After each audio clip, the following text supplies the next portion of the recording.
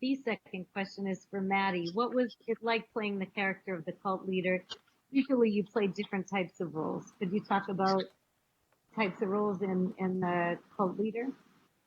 Yeah, actually, the thing was about this role, um, it wasn't exactly like it's well, of course, it's up for interpretation if the cult leader is actually a real person or if they're just an entity, and that kind of was up in the air.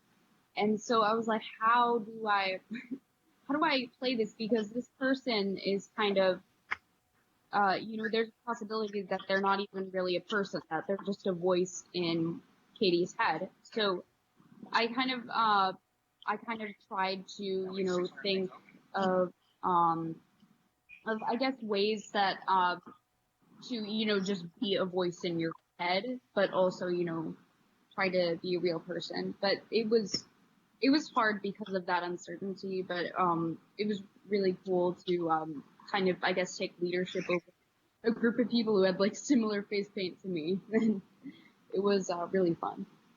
Thank you, Maddie. And we have a question coming in for Eric. Eric, how was the process like taking Ryan's script and matching the photography to create a creepy atmosphere? Well, I mean, listen, I'm not a director of photography by nature, but Ryan and myself, we talked about this film quite a bit, so I had a pretty good idea of his vision whenever it comes to the film. So really, it was changing the looks, the feel. As the film had progressed, for those of you who watched it, you could see throughout the whole film things kind of changed. The lighting changed a bit, depending on the scene, depending on how certain people were to act and react. I always wanted to kind of keep the lighting and the mode and the mood of the lighting kind of different throughout. It is a dark film. It is it's kind of heavy in the sense of I mean, it's not a typical slasher horror film. So it's more of one of those ones that you got to think. So as such, whenever you're putting something on film and you're recording it, it really can be a challenge to say, okay, well, hey Ryan, here is your vision actually captured. So if you watched it, you can kind of see, and I think that we captured it pretty well. Because like I said, Ryan and I had a lot of conversations about everything and how we were trying to roll through, and again, just wanted, like, we did a lot of really kind of bizarre angles, a lot of non-typical in film world. We did a lot of non-typical angles, and we did a lot of non-typical lighting and a lot of non-typical everything. There was even at one point, if you are in the film world, the 180 rule that you're not supposed to break. This is one of those things that if you're on, especially on an indie set, but you hear it all the time. So, oh, don't break the 180 rule. It's against film, everything that I've learned in film school. And it's like, well, listen, on this film we're gonna break it. We did. Actually, on one scene we broke the 180 rule, which was the Steve and Abigail scene. Um, that we had one straight on shot of the bed, and then whenever, like, basically Abigail crawled on top of Steven, it was completely a 180 shot. So we did break the rules a lot in this film, but that's what was intended. It was intended to be that way. Again, the coloring, the lighting, the mood setting, everything that we did on this film, we did it intentionally, and I think that it works in a lot of ways. That, again, it's a non-traditional horror film, so we just made kind of everything non-traditional. Thank you. Thanks so much. The next question is, all three of you have worked on a number of sets together. Which movie set did you enjoy working on the most? And maybe if you all could answer this, starting with Ryan. That's a tough question because I like working on all the movie sets all in different ways. Um, yeah, I can't really answer that question, but I do like working on all three movie sets. This film, I will say, was a little bit easier to put together, so it wasn't as stressful because it was all filmed in one location. But in the past, we've filmed when we filmed To Bloom at Night. That was a really complex film, and it was stressful trying to put it all together. It had a lot more actors to keep up with. But yeah, I like working on all the different sets. They were so different. All three movies were so different. Maddie, what do you say? What one did you enjoy working on the most? Oh, this is actually this is hard, but I actually have to say to Bloom at Night because um we there were so many people, but of course that means that I met so many people, and it was of course it was like everybody was very serious about what they were doing, but also it was like very fun, and there was like a story there to tell, and we were all trying to accurately portray it, and there were so many different locations that you kind of switched your mindset every day, so you wouldn't like try and do the same thing over and over again. As you did in maybe another scene in another location. And we all just got to know each other pretty well. So I think that's why the film really worked, definitely. Thank you. Thank you. Eric, what do you think? Well, my favorite set that I've been on was actually our reject set, and that's just selfishly because it was a whole just different world. It wasn't I mean yeah, it was serious tones and serious theming, but like what Madeline was saying is that when you have so many people on set, and you kind of start to get to know everybody and whatnot, and I like the chaos. If I had to pick between Ryan Manley films, I would probably say Secluded for a few different reasons. One, because we filmed it at my house, because it made it easy for me to not have to go anywhere. That was awesome, for sure. But no, I mean, look, my favorite type of genre is probably in the more of the horror uh, genre, and a more of the adult themes.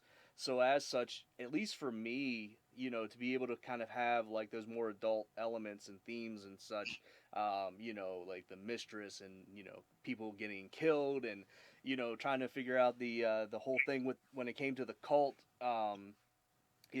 Hopefully you get to some questions about like the cult scenes themselves, because like to me that was probably the coolest part of the filming process when we did go from the old men that was surrounding Katie out to the actual cult, where like Madeline and my daughter Madison was, part of the cult, and that whole thing, and so there was a lot of different elements. It's really kind of not fair to say I didn't have a whole big role when it came to Bloom at Night, so I was there kind of just a little bit at a time.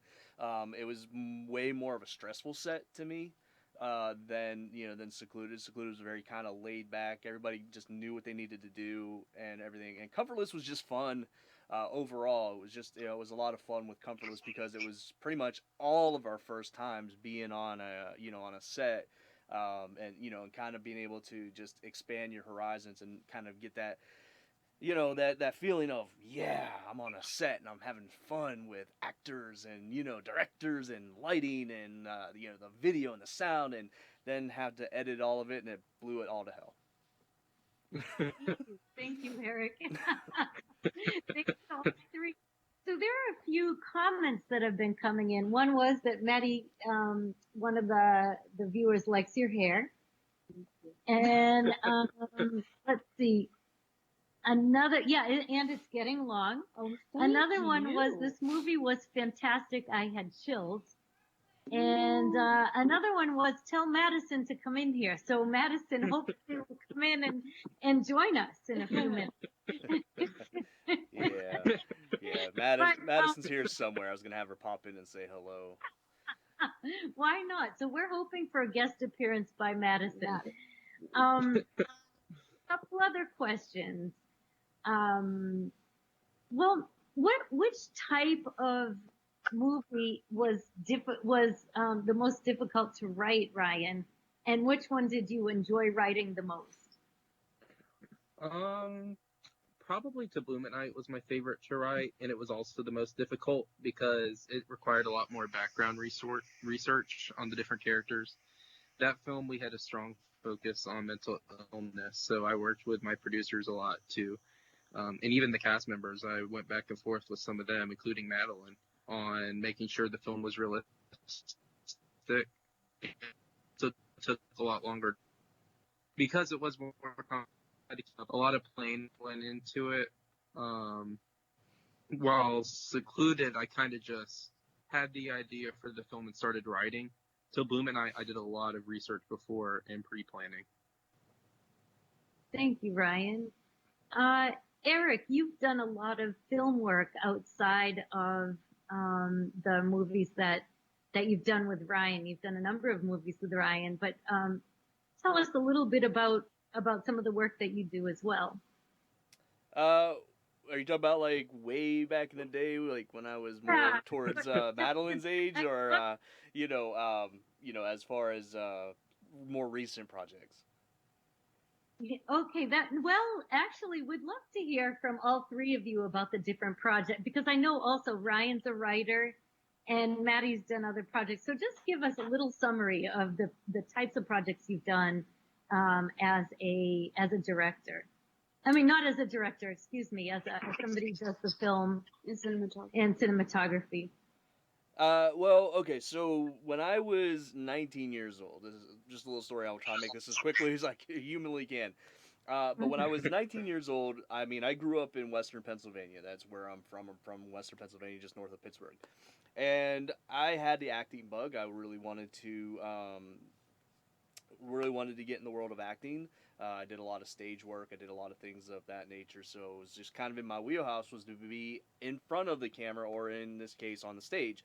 And so, I probably did about one of the dumbest things, and I don't recommend this for anybody. Okay, so I'm just gonna preface it by saying that I do not recommend doing this to anybody. It's not smart. But one day, I literally just packed up my stuff. I got on a plane. I flew to LA, and then the only thing that I had when I got to LA, I didn't have an apartment. I didn't have a car. I had some money in my pocket. I had a hotel reservation, and I had an interview with a talent agency. That's it. That's what I had. I remember when I walked off the plane, I didn't know a single soul for 3,000 miles, and it kind of hit me when I walked out into the curb of LAX, and I was standing out there with all of my luggage and all the stuff that I took with me, and I was standing out there, and I was like, okay, I'm here. Now what? So I don't recommend it. But in long story short, one day, where I do one of my lives, I will actually talk about it.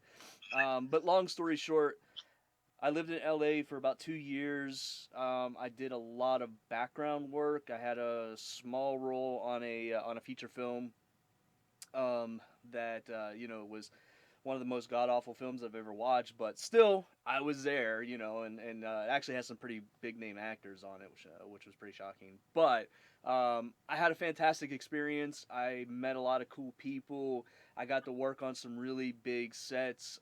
Probably one of the biggest ones that people. Well, I don't know if you guys would remember it because you guys are so young. I mean, Christine, you probably would, but the other two, I don't know. But one of the coolest ones I got to work on was a show called Family Matters. Oh yeah. Wait, Family Matters. Yeah, Family Matters. Steve Urkel and that whole thing.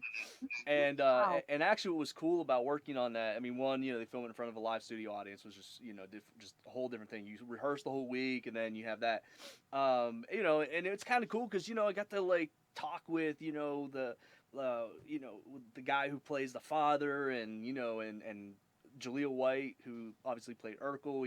As a matter of fact, at that time, he just bought a new Escalades. He took us out there and he showed us, and all this type of thing. So it was really cool, but it was actually, and we didn't know it at the time because we didn't know him, but it was actually the first thing that,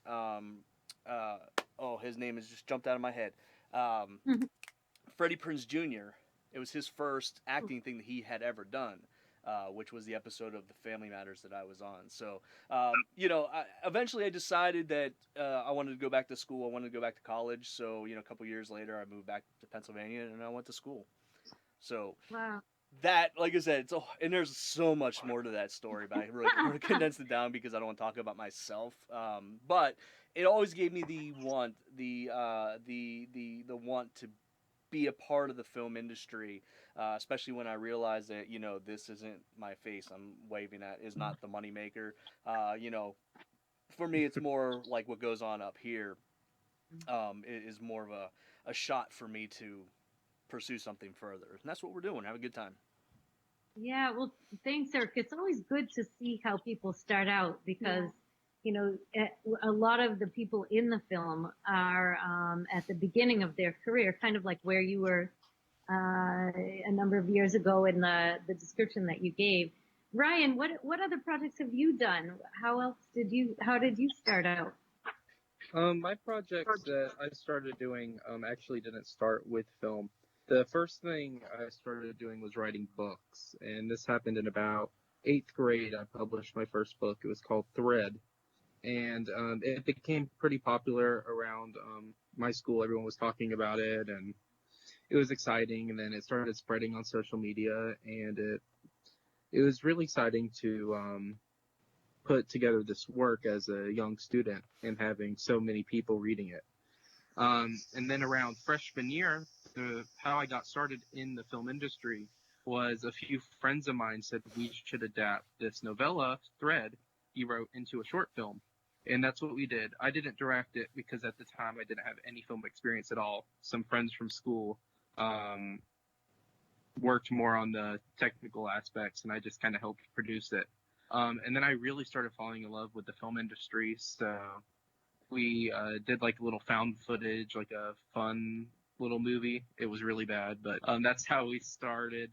And then from there, I started making more connections, and then I eventually directed and wrote Comfortless. That was the first project we did that was actually a pretty good product for a film, and I directed it. And then we did To Bloom at Night, which won a few awards. And then eventually we did this Secluded movie. So a lot of projects I've done as a young student. I'm still in high school, but this is my third film, and I've also written 4 books. Compliment you. That's amazing what you've done so far. And you still haven't graduated. I mean, you've done all of this and you haven't graduated yet from high school. It's pretty impressive. Correct. Yes. Hopefully I get to graduate this year, but who knows? Well, yeah, I know. What's going on in the world? What's going on in the world? Maybe just virtually you'll graduate. Mamma mia. It's like the worst piece of senioritis ever. I know, it's really hard. Maddie, how did you start out? Well, I had like a moment when I was around like 8 or 9 years old when I was watching The Hunger Games and watching Jennifer Lawrence run around the forest, and I was like, oh, I could do that. And I was like, that would be cool to act in a movie because, like, you know, before, I don't know, when I was a little kid, I didn't have like the concept in my mind that people acted. I didn't really think about what went into, you know, making movies. And so around like high school, I started auditioning for stuff, but I never really got into anything. But then I got a call about possibly being an extra in an indie movie, and the sad thing was that it was in Alabama, but my mom was like, okay, I'll drive you there. That's awesome. And then that kind of started it. Yep, and it's Yeah. beautiful, And Maddie. I've been in a few projects, mostly indie, but it's been awesome. I will It say has. this. I will say this is that, and I think all 3 of us, or you know, almost all of us, could probably agree that I think that we all watch films now a little differently, knowing like a lot of what goes into it, or more so, we notice the mistakes. Okay, one thing that we notice the mistakes in a film. We notice the continuity errors. We notice, I mean, it's really mind blowing. You know, as filmmakers or actors or actresses, that when we watch these things now, we notice a lot of things, and we watch them a little bit different than what we used to. Yeah. Exactly. So there are more questions coming in for you guys. There is one about the ending when the daughter walks into the room and everybody's delightful at the table. Ryan, could you elaborate a bit on that? So that ending wasn't initially there. The film actually ended right where Katie hung herself. We went all the way almost to production. So I think like a week or two before production, we added this new scene. Originally because Eric didn't like how it ended, and then we talked about it, and I was like, yeah, it is kind of because our whole purpose is to kind of confuse the audience at the end. And Eric said, I don't think it's confusing the audience enough. So we added this new scene to try to I don't want to say the purpose is to confuse people, because I know it does confuse people, but there is meaning behind it if you look into it. And me as a director, I don't really like saying what I think about it, because oh, look who showed up, Madison. Go ahead, pop your head in here a little bit so more. so I don't really want to say what I think about it, but there's many interpretations to the ending. So I kind of want to answer this because, like, what Ryan was saying is that when I read the script originally, and it ended right there whenever Katie goes to hang herself. That's where the film was originally supposed to end, and I was like, but why? Like, I just didn't understand it. I guess I didn't understand like why it ended right there. It really didn't make sense. It was just kind of like, and I don't want to say boring. It's not the right word, but for me, it wasn't. It wasn't. It didn't do anything. For me. I kind of harken back to, I don't know if anybody has seen the film 1408. I don't know if you've ever seen this film. It was a John Cusack movie. And with that film, in a similar situation, basically he gets trapped by this quote unquote evil room, and you know, like at the end, he basically burns the room down, and then all of a sudden he wakes up and he's in the hospital. Well, then as it kind of keeps going along, no, if you haven't seen this movie, I'm spoiling it for you. I apologize, but you know I have to explain why we did, or why at least I thought about doing this ending like I did. Was basically, you know, he was kind of going back to normal. His wife was, you know, alive, and they were together again. You know, his child. You know, this whole thing, and it was just really weird. It was almost like a complete 180. I mean, the guy went through hell, and it was like all of a sudden life was just back to normal. Well, then you know he kind of started noticing a little at a time that things weren't quite right, and eventually in the tail of the movie, he still was in the room. The evil force or whatever was that made that room evil was still playing tricks with him and made him think that his life went back to normal, and really it didn't. So I kind of harkened back to that, and you know, and I told Ryan, and you know, and kudos to Ryan, because when you write something, you write it with the intent and the purpose of, you know, here's my beginning, here's my middle, here's my end. And I know he consulted with his you know producers and things of that nature. And then when I finally got a chance to read it, which wasn't too far because obviously as a director of photography I needed to read it, I said, look, man, I was like, I just don't think this is going to end well. And I was like, if you're really wanting to have an audience go, what the hell just happened? The way to do it is all of a sudden she wakes up and thing like the family's normal, and you know, and we didn't really want it to be an ending where people walked out of the theater knowing exactly what happened. You know, we had a cast and crew premiere. You know, some family and friends and such. We had a premiere, and the number one thing after that premiere that people said, and it made me smile, was, "What the hell just happened?" So we accomplished our goal with it. So that's essentially why that ending, what it was. You know, and you can kind of interpret it in your own way. You know, just like you can with the cult. Did the cult really exist? Was the cult really a real thing, or was it all a made up thing in her mind? You kind of have to, you know, you have to think about it. I know, like for me, I know how it ends. Like I know what the true ending is, and I'm sure Ryan does as well. But I don't think that it really matters. I think it's all depending on what you as an audience thinks. I looked at it too. I mean, it's a film about domestic violence, and there's always this happy kind of face.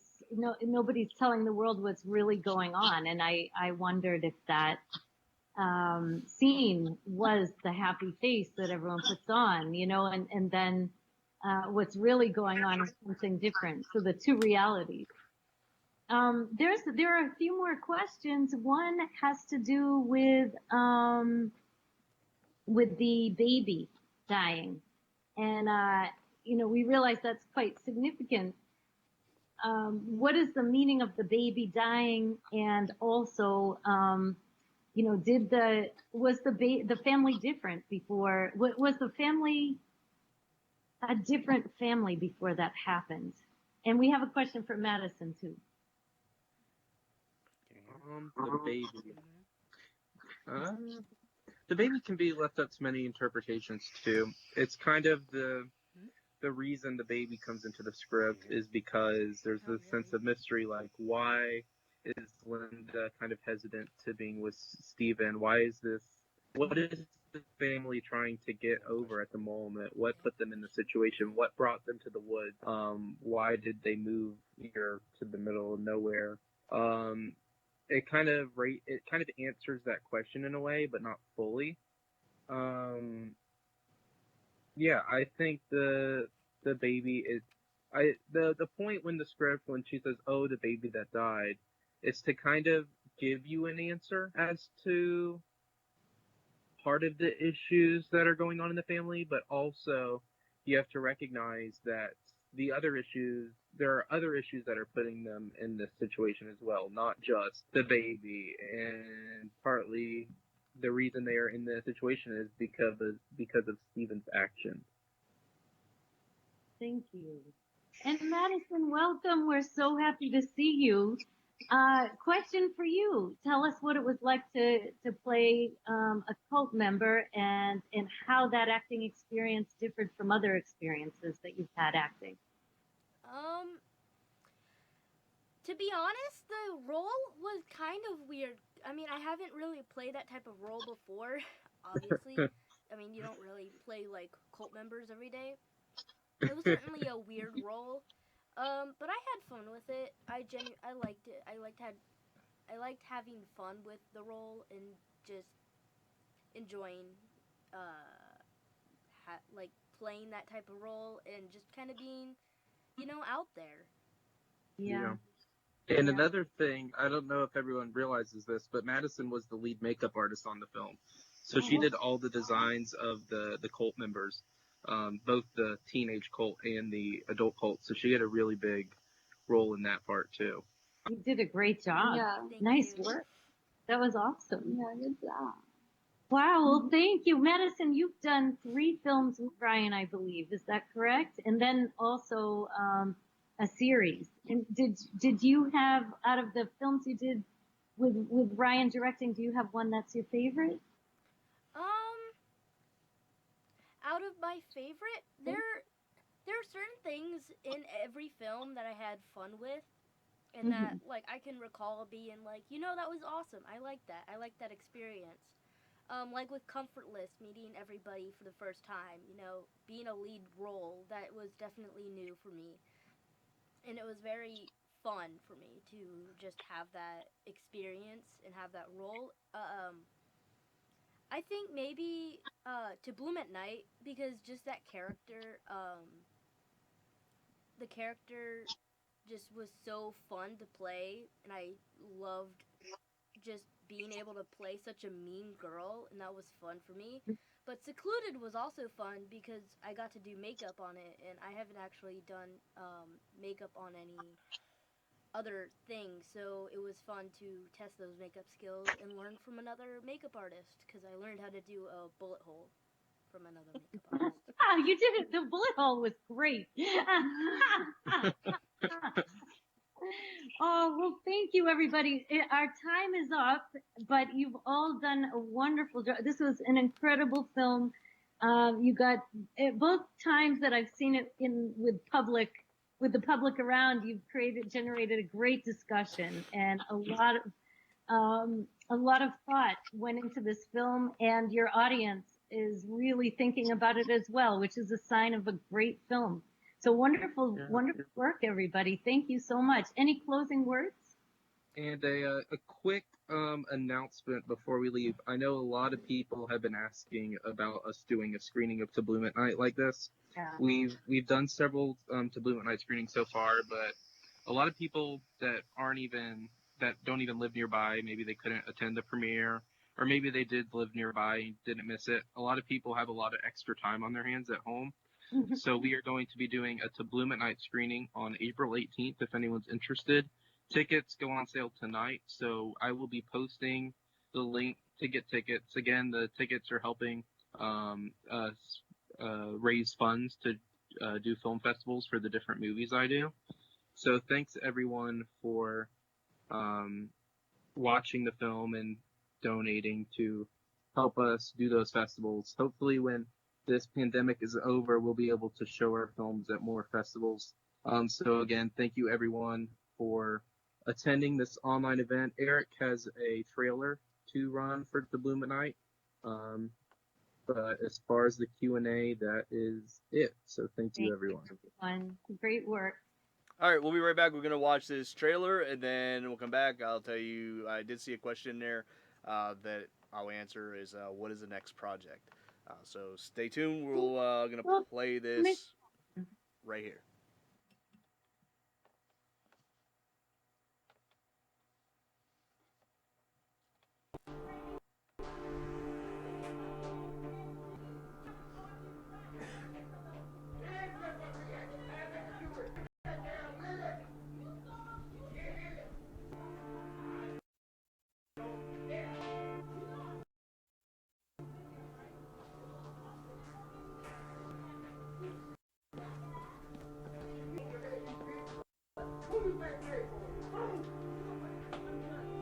Done.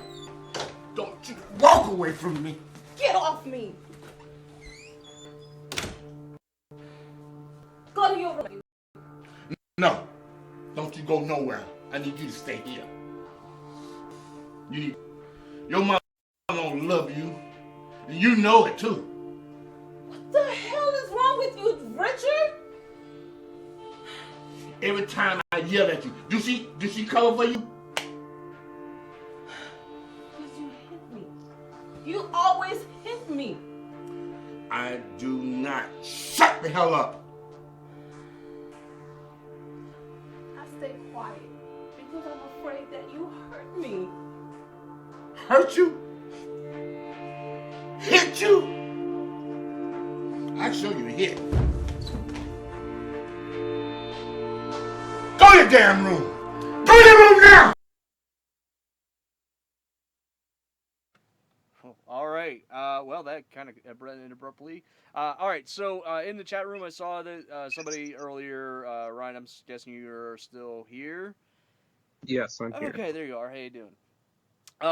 Yeah. So I saw in the chat room that somebody asked what was next. We don't know. No. So, nothing official. Actually, nothing like concrete official, but. We are in the process of a few different things. At least on this end, Ryan's trying to finish up graduating high school, so he's been working on that. So kudos to you for trying to finish that up. Obviously, the pandemic kind of hurt a lot of people in a lot of different ways. Obviously, the film industry is nothing right now. I mean, it's kind of weird to know out in the world that, like, legitimately there are 0 films being made right now anywhere across the world. It's really a bizarre thing. There's no sports being played. There's nothing. As a matter of fact, a lot of us are in lockdown. We have to stay at our homes as much as humanly possible. Now the CDC is saying we have to go out wearing masks, at least voluntarily, but still we need to do that. So it does give us a lot of time to do things like this, however. Yes. So I know I'm doing a live over on my page Monday through Friday that we're doing. Ryan and myself and Elizabeth had a Q&A, filmmaking Q&A this past week, and I think we're gonna do another one. I think that'd be a lot of fun. But also, just so you know, on starting on April 13th, which obviously is the day after Easter, April 13th. Through April 20th. So every night, basically 8 nights in a row. I kind of alluded to it earlier. We were talking about a project that I did. It was called the Rejects Club. And so we shot 7 prequel series episodes. And these prequel episodes are going to be airing one at a time 8 o'clock p.m. Eastern, Monday night, Tuesday night, all the way through Sunday night with the prequel episodes. And then on Monday night, we will actually show the pilot episode. So the cool thing is that those prequel episodes are all the lead up to that pilot episode. So we're going to actually show it. So if you want to go and see it, I'll have Ryan post it up on his page. Come and check it out. I know also To Bloom at Night is happening, one of those screening nights. So, feel free. Feel free to go and check out To Bloom at Night. That's awesome. Our episodes will be also available on Amazon Prime at some point in time, so that'll be cool. And then the other project that Madison and I have started was we're doing a horror type of thing. So we're going to be putting something out there for that. So stay tuned. We are currently the process of writing, a lot of writing, and I know Ryan has kind of started doing his. I guess you, at least in your head, and you wrote a few pages of a musical that you had started. Well, I have also begun to put together a prospect of doing a one-act musical, which is a rock musical. So it's based on rock music, stuff that you've never heard, from artists that you've never heard. But if you think of this, if you think of the musical Rock of Ages, kind of similar to that. Completely different storyline, obviously, but in that same kind of vein. So, I have two different projects that I'm kind of starting to work on. One that's actually physically being written, and then the other one is being outlined, detailed. Got to get with the musicians and start getting permissions, and then start to scratch the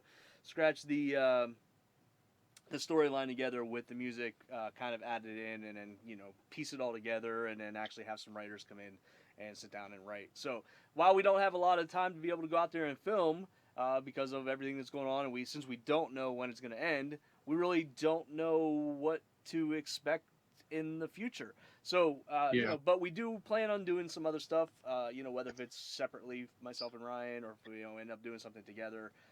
Whatever the case happens to be. All really depends because, again, he's trying to finish high school right now, and he's trying to get himself over to college, or, college level. I know you already got in some place. I'm not going to say where, but you already got into some place. Congratulations on that. But, again, it's all a lot of a process for Ryan just to finish. Even now, not being able to actually physically go back to his school. I'll message Ryan in the middle of the day because, I'm just sitting at home like a lot of other people. Just sitting home like, hey, Ryan, what you doing? I'm doing like 20 hours of homework. I'm like, okay, great. Well, message me when you get done. And then he'll get really bored of the homework, and he'll message me like, yeah, I'm taking a break right now. So, it's a whole thing. But if you want to come check out a live, I'm gonna be doing a live again, pretty much Monday through Friday over my page. If Ryan wants me to, I can log on to Ryan Manley Films page as well, so he can come over here. It's really kind of up to him. And then, like I said, next week, the day after Easter, we'll be starting on the Rejects prequel series. So come and watch it if you get the feeling to want to do so. It's a project that myself, Madison, have been working on, and we've completed in total time. If you add in all 7 episodes of the prequel series and add in the 40 plus minutes of the pilot episode, we have ourselves an epic feature film length thing. It's like about 2.5 hours total filming that we've done over the last year and a half, and along with filming the 3 movies that Ryan has put together, and now starting to write all this stuff. So it's been a crazy past year and a half. Almost, actually, it's been 2 years now, Ryan, since we did Comfortless, right? Because Comfortless, I think we started filming in June. Yeah, 2018. It's been 2 years. So yeah, I mean, but we knew about it because I think at this point Madison's already gotten the role of Rebecca. I think that happened was it March or was it April? Filming for Comfortable? No, the auditions and Madison getting the role. Oh, that was March of 2018. Yeah, so it seems longer than that, actually. It does. Because we've done so much. It does. It really does. But, congratulations to everybody who was part of Secluded. There's still some work being done on it before it actually heads out to the film festival circuit. Thank you for supporting Ryan, especially for those of you who did some supporting financially to help put it into some more film festivals than probably would have happened if we didn't have this particular filming, this viewing. So thank you to you guys for doing that. Thank you to all the producers, all the actors, all of everybody who was a part of Secluded. Um, it's again in the indie world. This was a very ambitious project to put together and have all the different elements of a regular feature film that we did with not much of a budget. So when you watch it and you go, wow, the storyline, and look, it's gonna have some bumps in the roads when it comes to some editing and some this, some that, but overall the storyline, and see Monica in the chat room saying the storyline was incredible. That's what it's about. It's about the storyline, by able to tell the story, in a way enough that you can understand the vision that Ryan had for it, that I tried to help put out there for it, and the actors try to live it for you. So hopefully you guys enjoyed it. We enjoyed you guys watching it. It was pretty exciting to watch people go in there and actually like sit down and talk, and watch it, and know people were watching it. It was wild. And again, thanks to Madeline and Christine for hanging out with us for about a half hour or so to let us answer some questions. I like to talk, as you can tell.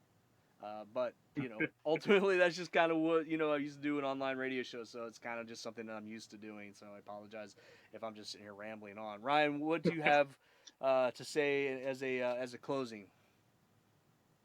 So Eric talked about doing a musical, and I did start doing a musical a couple months ago, and then I kind of put it down. I know people have asked me to do another movie. I'm trying to do another movie. I don't know if I am going to have time to do another movie, but I do have a few pages of a script done. I actually picked it the other day and wrote a couple more while I had like an hour free time.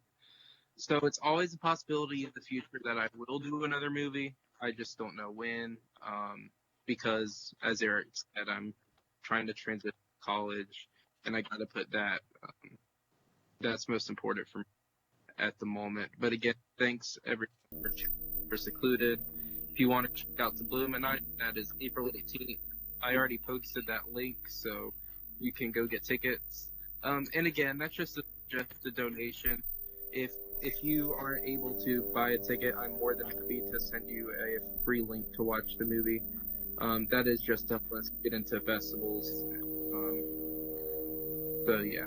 Anything else, Eric?